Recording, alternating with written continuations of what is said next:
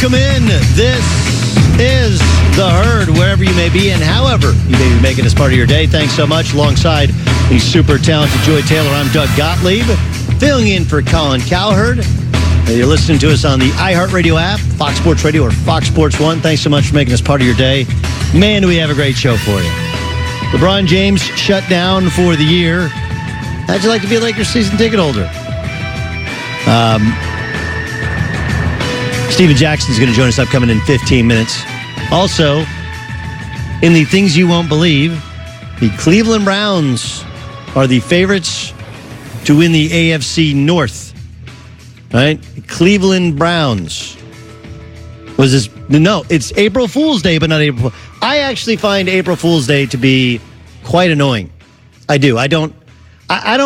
I like Halloween, but I like funny costumes on Halloween. I'm not one of these guys that's like, oh, scare the pee out of me on Halloween. I'm just not. Like, I understand there's lots of emotions in life and you have to feel them. Fear is one that naturally you will develop and have to overcome.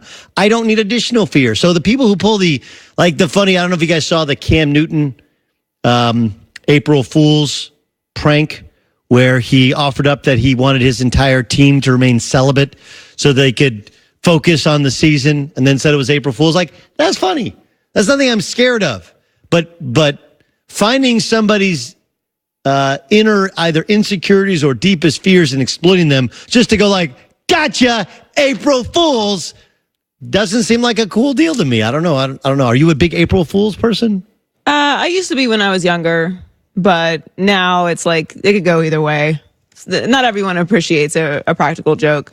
Yeah, there's, look, there's a line there. There's things that are funny, and there's things like, oh, okay. And usually to really do a good April Fool's joke, you kind of got to toe that line. Yeah, it's not worth it. I don't really like practical jokes being played on me, so I like to be fair. Do you know anyone who does? I really like to be made to look like an ass. No, but some people like a joke, and they're like, oh, you got me. Like, I'm going to get you back worse. Yeah, I like these people that are like, well, I got a fake Woj tweet on April Fool's Day. Like, all right, all the dude's doing is grinding, trying to find stories. That's literally all he does.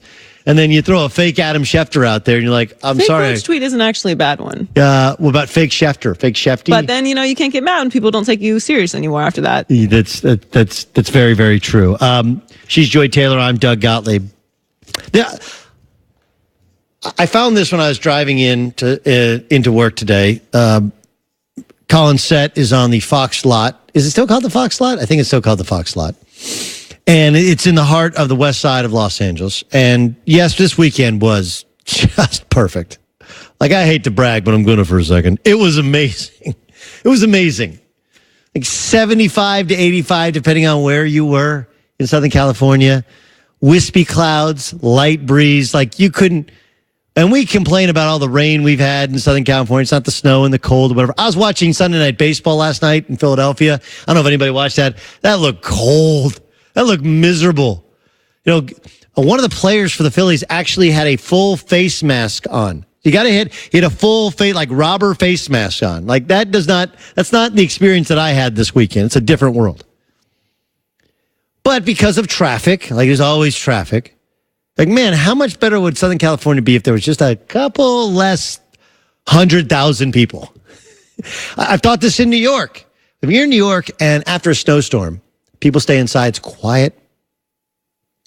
And you realize, like, wow, the buildings are cool, the streets, some of them cobblestone. Really a unique city with the architecture, the new, the old.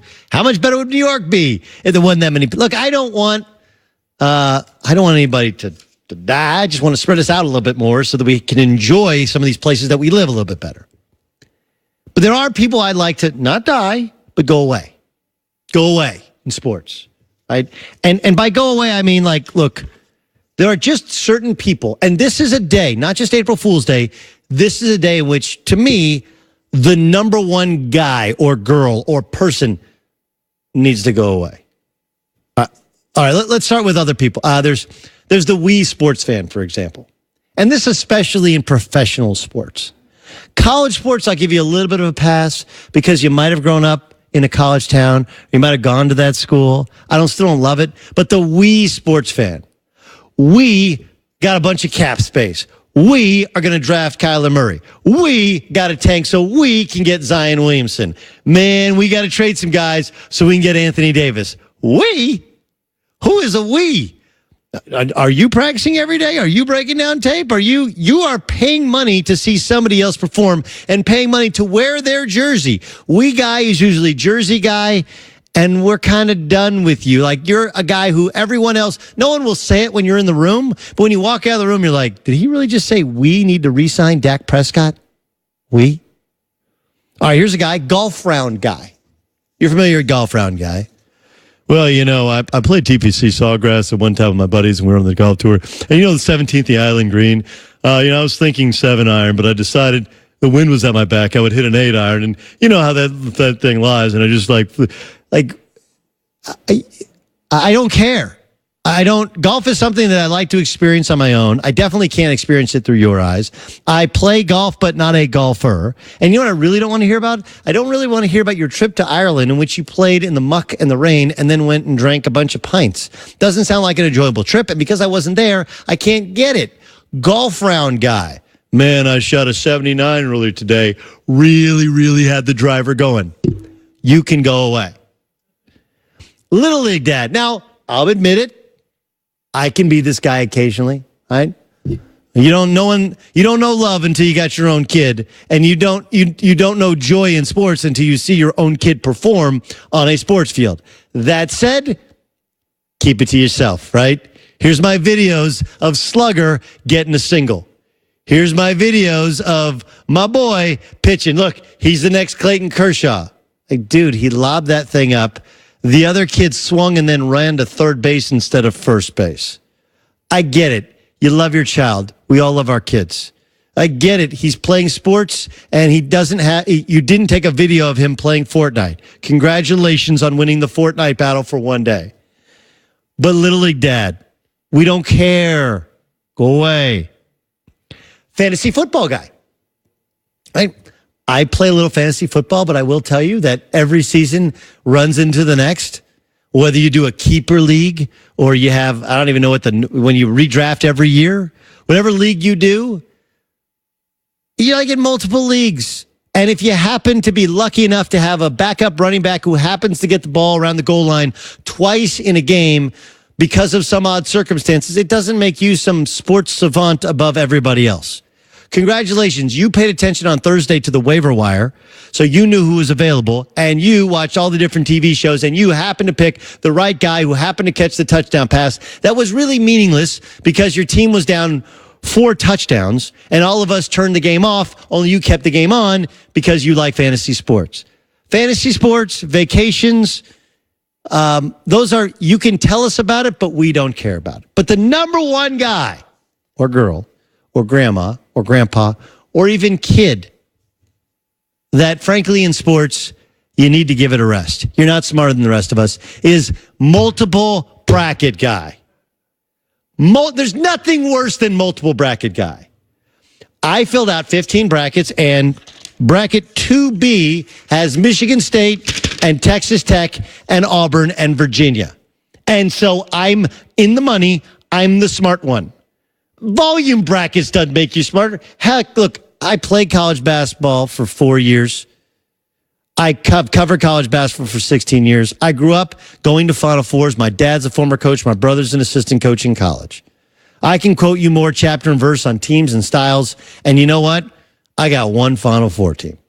So, look, luck does play a factor. And maybe you nailed it. Maybe you paid attention to matchups and you had some algorithm and you finally figured it out. But multiple bracket guy does not own a piece of that argument.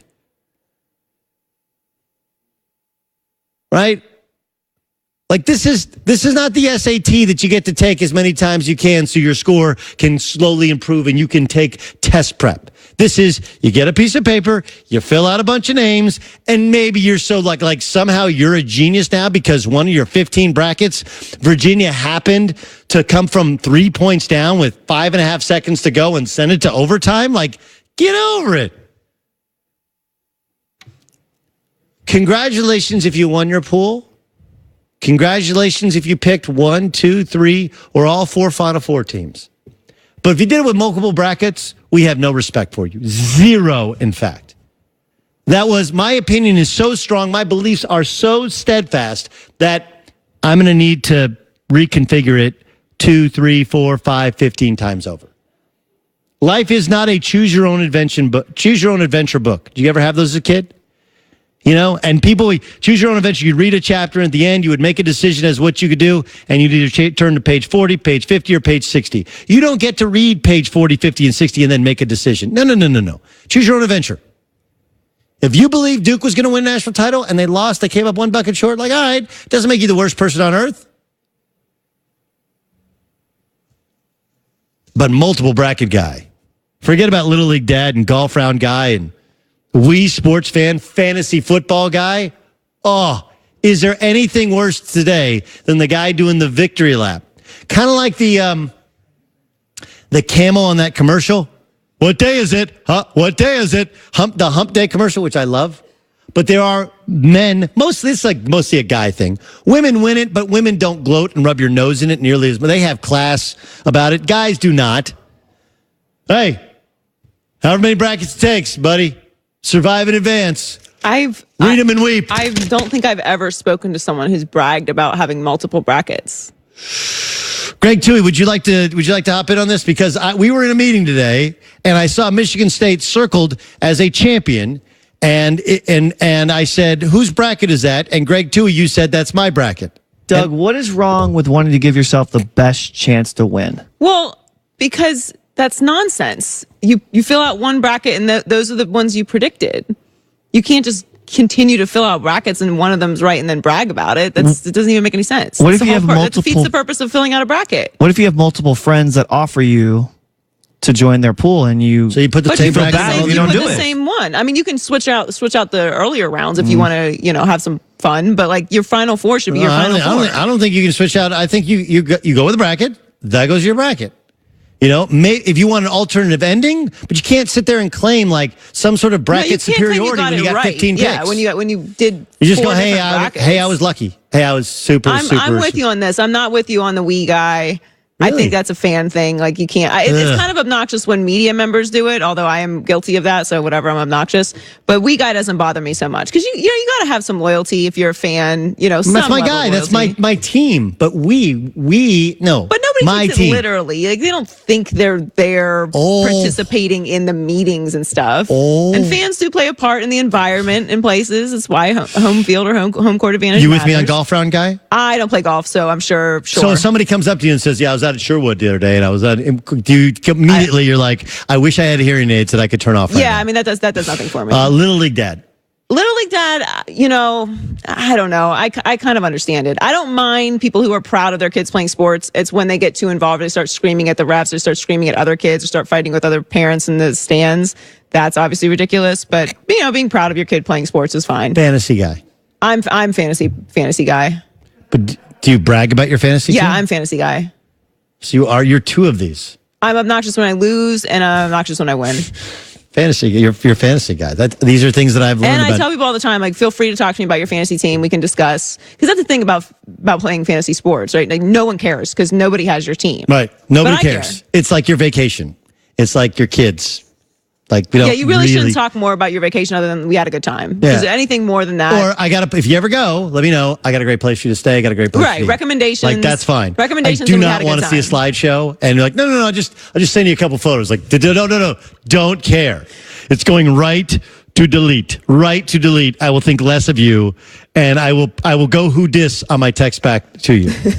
LeBron shutting it down for the year. Right move or wrong move? Steven Jackson has the answer upcoming next. But first, any GM will tell you the foundation of any great team is great talent. So it's no surprise that teams dictate so much time and effort